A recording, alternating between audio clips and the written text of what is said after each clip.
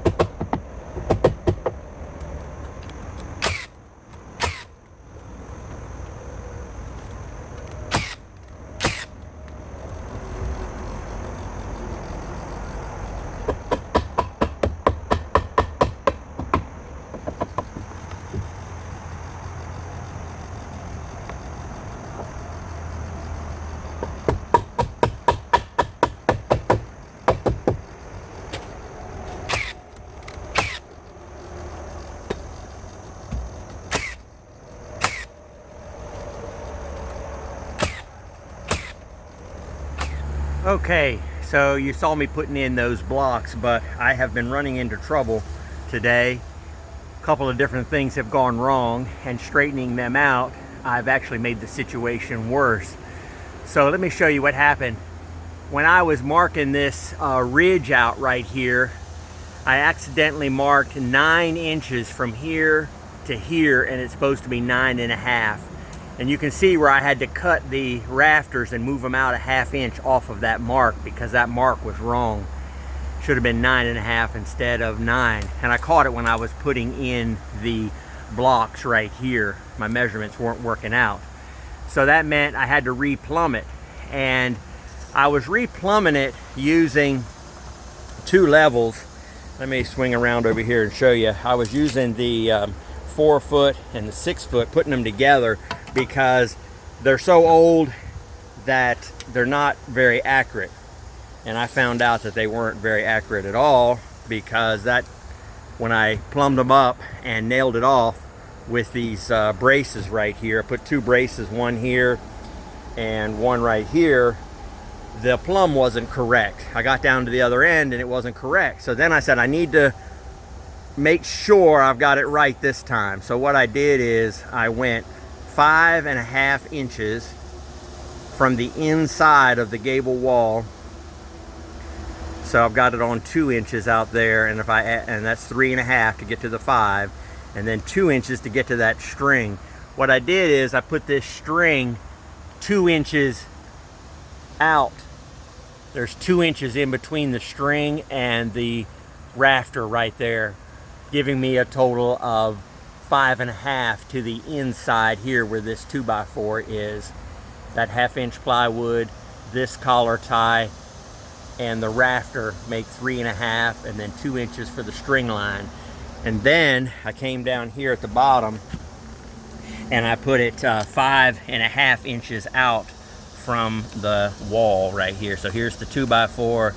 I've got it 5.5 inches. That 5.5 from the 2x4. And then I've got 5.5. I'm gonna try to hold the camera and do this. 5.5 from the 2x4 out to the string right there.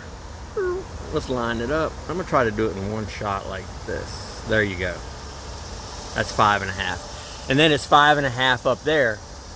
2 inches, then the 1.5 inches for the rafter, 1.5 inches for the collar tie, and a 1/2 inch for the plywood. Gives me 5.5 inches.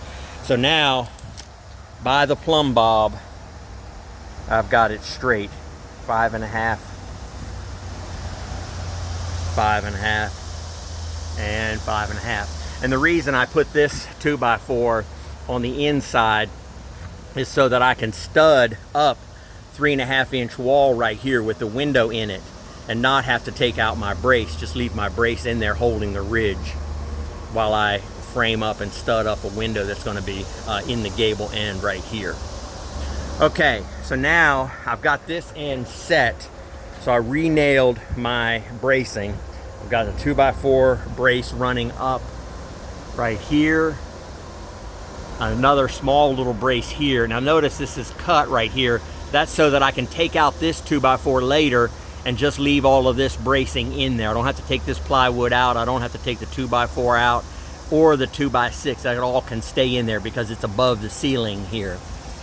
Then I've got this 2x6 bracing from right there all the way down to the floor right there, giving me good bracing. So now I've got this end secure.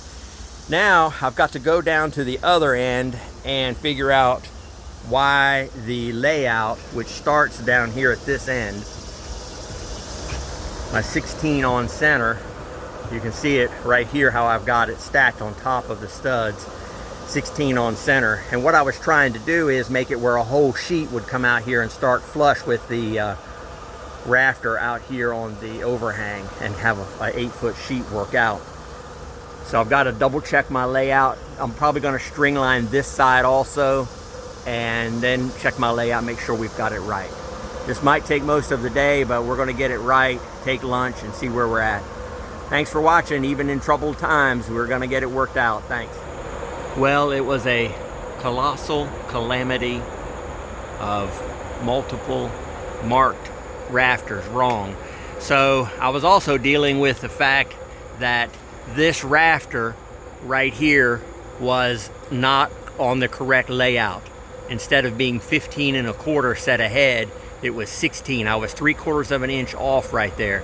So that was making my measurements wrong here. So what I did is I strung myself another plumb bob string line, 5.5 inches all the way down. This is my inside temporary brace, and then this is the 3.5 inches, and then 2 inches to clear the 2x4 that I have down here and the 1/2 inch plywood. So there's the plumb bob, and I've got it exactly on the edge of this 2x4 right here, which is my 5.5 inches from here. So I've got 5.5 inches all the way up. That's just an ironclad way of finding out what's going on. Between the levels being wrong, dropped too many times over the years. I haven't used those levels in probably 10 or 15 years, and they've been moved and thrown around. And my mark was wrong here and on the other end.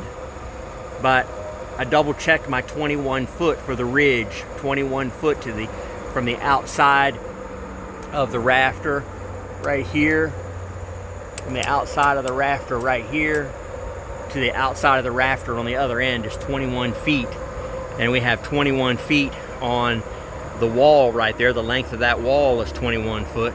Same with the front wall, 21 foot, and the building is exactly 21 foot. So then when you run your string line straight down, you can confirm that everything is right. So I've got it all set. It's lunchtime. Took me all morning to do that, to get the plumb bob in here. But now I've got the measurement for the blocks to put on this end. As soon as we get back from lunch, we will put the blocks in on this end. Doubt we'll get any 2x6s on, but we'll see how it goes. Thanks for watching.